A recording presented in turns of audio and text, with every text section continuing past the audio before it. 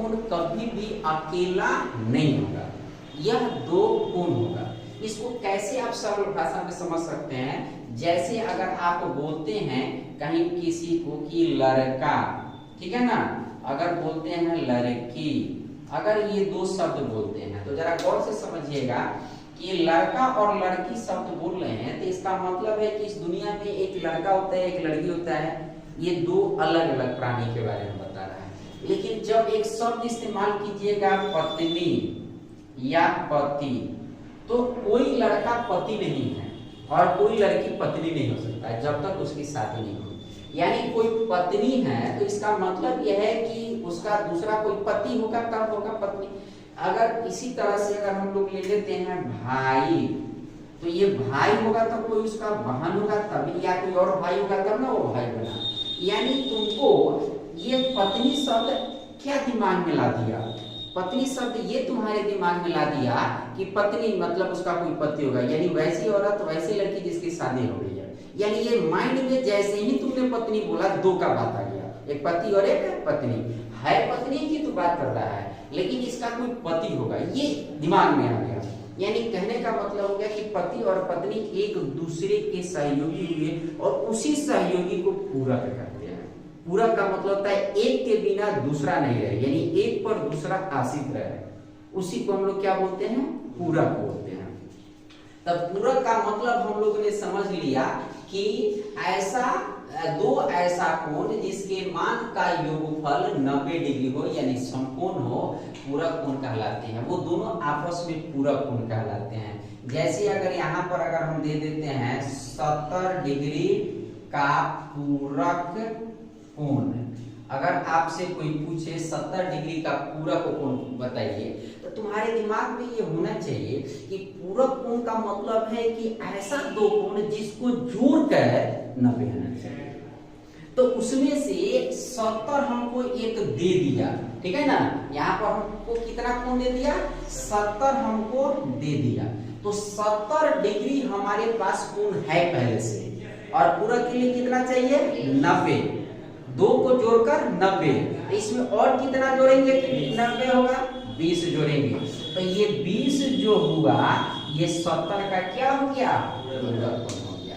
अगर हम यहाँ पर 60 डिग्री दे, 60 डिग्री का पूरक कोण, ठीक है ना, 60 डिग्री का पूरक कोण, तो 60 हमको दे दिया, पूरक के लिए 90 की जरूरत है, तो 30 और भाई, ठीक है ना, तो हमारा कितना हो जाएगा, 30 डिग्री हो जाएगा, ठीक है ना।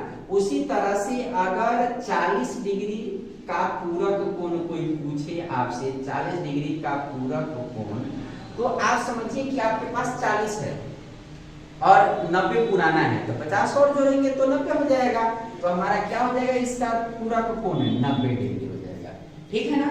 और समझिए कि अगर यहाँ पर थीटा कोण हो, थीटा का पूरक कोण, अब ये सोचना पड़ेगा, तो जरा गौर से यहाँ पर सोचिएगा, आप लोग थोड़ा सा ध्यान दीजिएगा। ये जो 20 लाए हैं, कैसे लाए हैं, आपको मैंने बताया क्या है कि किसी दो कोण का योग 90 होना चाहिए तो वो एक दूसरे के पूरक होंगे। तो 70 है तो इसका पूरक 20 कैसे निकालने हैं, 90 में से 70 को घटाए हैं तब निकाले हैं, तो इसका मतलब क्या हुआ, 90 डिग्री माइनस 70, यही ना हुआ ये 20 का मतलब। ये 20 कैसे आया, 90 माइनस 70 तब ना 20 आया है। दूसरा क्या है, ये आप 60 का पूरक 30 लाए हैं, इसका मतलब आपने क्या किया है कि 60 दिया हुआ है, आपका पूरक के लिए 90 में से क्या किए हैं, 60 को घटा लिए हैं, तो आपका क्या हो गया, पूरक को निकल गया। 40 का पूरक को निकालने के लिए क्या किए हैं, 90 में से कितना को घटाए हैं, 40 को घटाए हैं, ठीक है। तो जरा गौर से समझिए कि 70 डिग्री का पूरक को निकालने के लिए 90 में से 70 को घटा देंगे तो 20 आएगा, वही आंसर होगा। 60 का पूरक को निकालने के लिए 90 में से 60 घटा देंगे तो 30 हमारा हो जाएगा। 40 का पूरक निकालने के लिए 90 में से 40 घटाएंगे तो 50 आएगा, ठीक है ना। थीटा का पूरा कोण आप कैसे निकालेंगे? तो इसके लिए जरा गौर से समझिए कि यहाँ पर सब ये जो भी आंकड़े आप ये लिए हैं ये कैसे आए हैं? 90 में से माइनस करने पर आए हैं। तो कितना माइनस किए हैं? इसको किए हैं कि इधर जो दिया है उसको किए हैं? इधर जो दिया गया है उसको किए हैं। तो इधर यहाँ पर अब कितना दिए हैं? थीटा। इधर माइनस कितने में से करना है? 90। तो हमारा यहाँ 90 minus theta.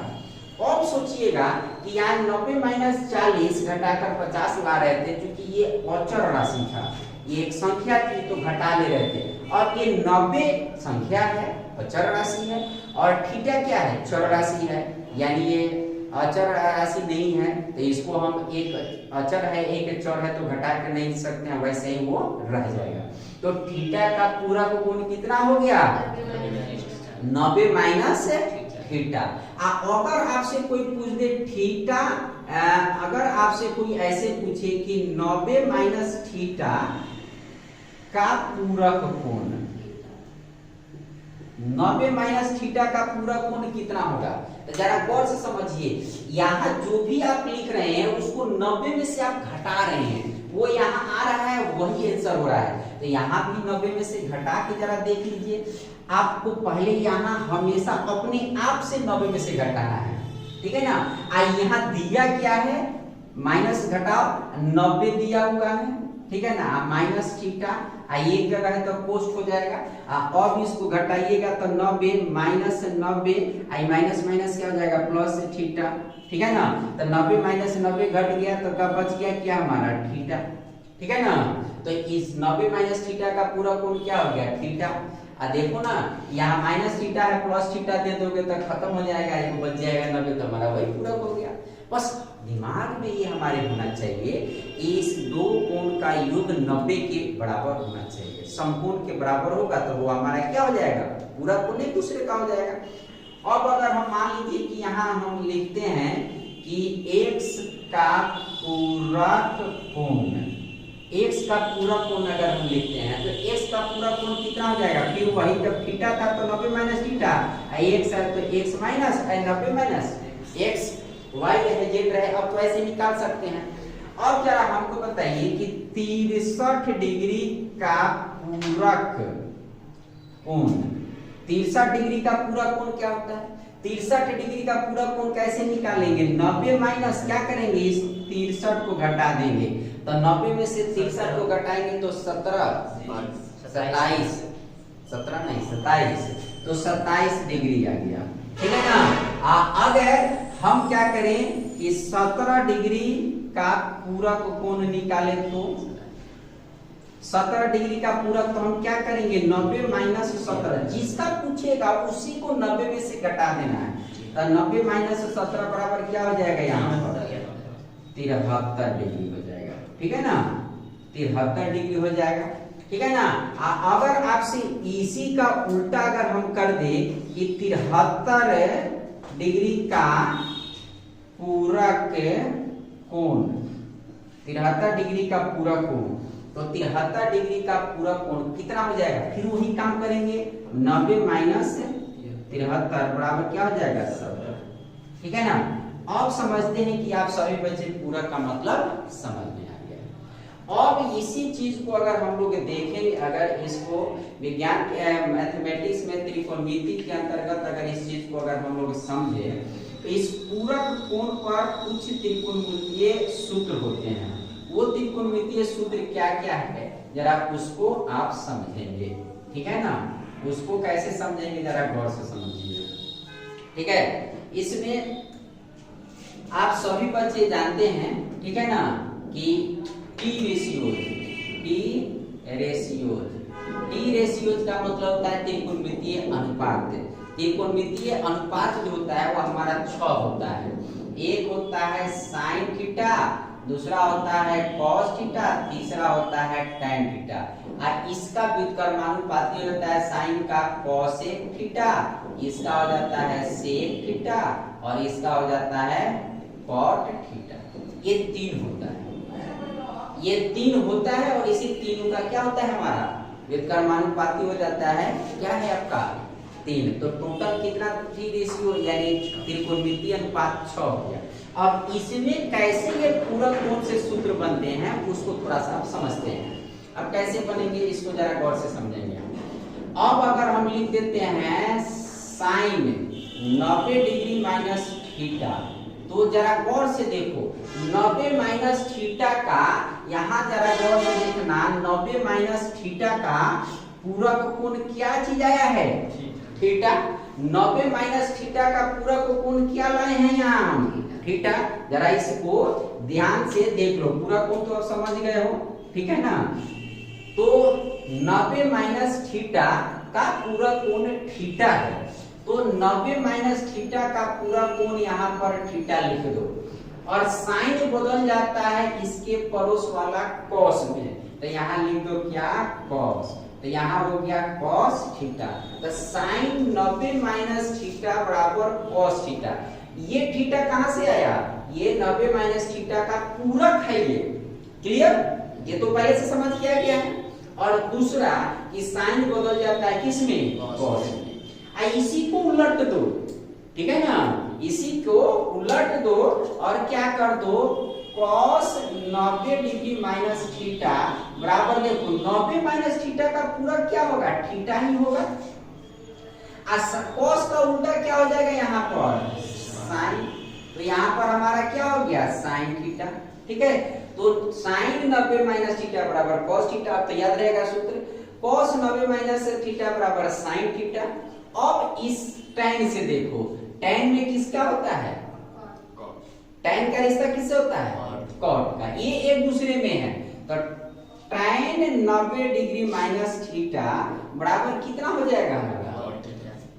cot theta. tan बदल जाएगा cot में, और 90 माइनस थीटा का तो वैल्यू थीटा होवे करेगा पूरा कोण के, ठीक है ना। इसी को उल्टा अगर कर दोगे cot 90 माइनस थीटा बराबर, तो फिर यहाँ ये tan आ जाएगा, 90 माइनस थीटा के बदले तो थीटा है ही, तो ये हमारा आ जाएगा। क्लियर? समझ रहे हैं इसको? अब एक और बचल है, बोल दीजिए आप लोगों को, किसी को याद हो तो क्या हो जाएगा? cosec 90 माइनस थीटा बराबर sec थीटा, ठीक है ना।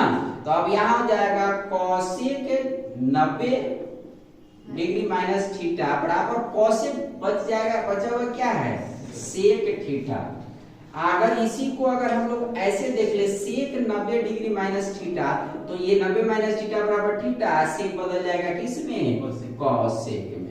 अब इसको याद रखने का आसान तरीका क्या है, जरा गौर से समझ लीजिए। इसको याद रखने का बहुत आसान है, दो का कॉम्बिनेशन बना लीजिए। साइन कॉस में, कॉस साइन में, और 90 माइनस थीटा बराबर थीटा, 90 माइनस थीटा बराबर थीटा, दिमाग में तो ये रहने करेगा आपका।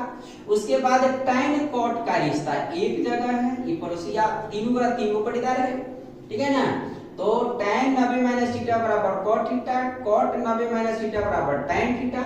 बस tan cot में, cot tan में, sin cos में, cos sin में। अब बच गया एगो, तो आपका ये क्या है? cosec 90 माइनस थीटा बराबर sec, cosec sec में, sec cosec में। बस एक दूसरे के व्युत्क्रमानुपाती याद रखिएगा, उल्टा बस ये समझ के याद रखिएगा। क्लियर हुआ यहाँ से?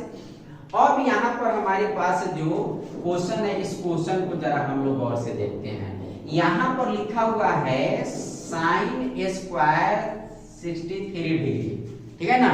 अब प्लस है साइन स्क्वायर है 27 डिग्री, तो साइन स्क्वायर 27 डिग्री को हम ऐसे भी तो लिख सकते हैं 90 डिग्री माइनस अगर 63 डिग्री कर दे, तो बात वही रही कि दूसरा हो गया?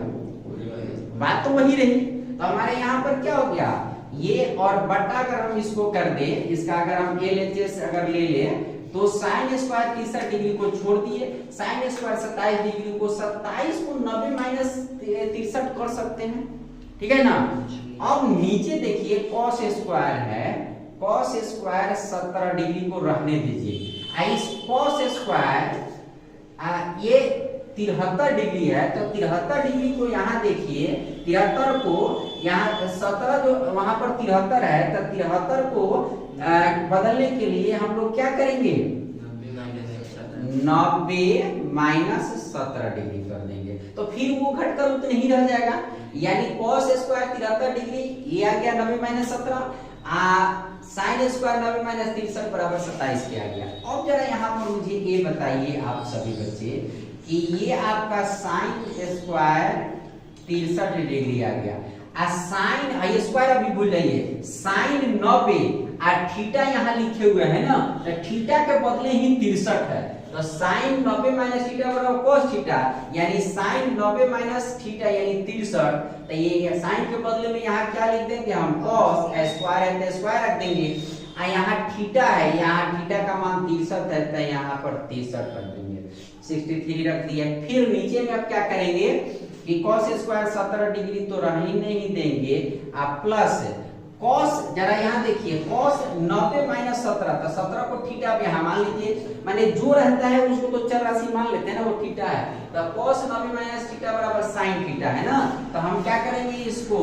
sin, cos बदल जाएगा sin में, स्क्वायर है तो स्क्वायर, और थीटा का मतलब यानी 17 डिग्री। अब जरा गौर से देखिए, आपको एगो फॉर्मूला सिखाया गया था, sine square theta plus cos square theta equal to 1, ठीक है, sine square theta plus cos square theta equal to 1, ये हमारा क्या हुआ, फॉर्मूला पहले से हमने सीख रखा है। कि इसका मतलब क्या हुआ कि यहाँ साइन स्क्वायर में हो, यहाँ cos स्क्वायर में हो, आई बीच में थीटा हो, दोनों जगह थीटा, यानी दोनों जगह कोण बराबर हो और दोनों स्क्वायर में हो, तो उसका वैल्यू क्या होता है 1। तो अब जरा यहाँ पर इस शर्त को देखते हैं कि पूरा होता है कि नहीं, तो यहाँ 63 है और यहाँ 63 है, दोनों जगह थीटा का वैल्यू बराबर है और साइन स्क्वायर में और cos स्क्वायर में और प्लस में है, तो इसके बदले भी 1 हो जाएगा। आई उसी की तरह से साइन इधर लिखते हैं, इधर cos लिखते हैं, प्लस में तो आगे पीछे लिखने से कोई मतलब नहीं है, तो साइन स्क्वायर 17 cos स्क्वायर 17, दोनों थीटा यहाँ बराबर है 17 17, इसलिए 1 यानी 1/1 यानी 1, ठीक है ना, यही हमारा क्या हो गया, आंसर हो गया, ये हमारा 1 हो गया, ठीक है। तो ये हम समझ रहे हैं कि ऐसे आप लोग सब ध्यान रहे थे, लेकिन थोड़ा सा हमने आपको अच्छा से समझा दिया।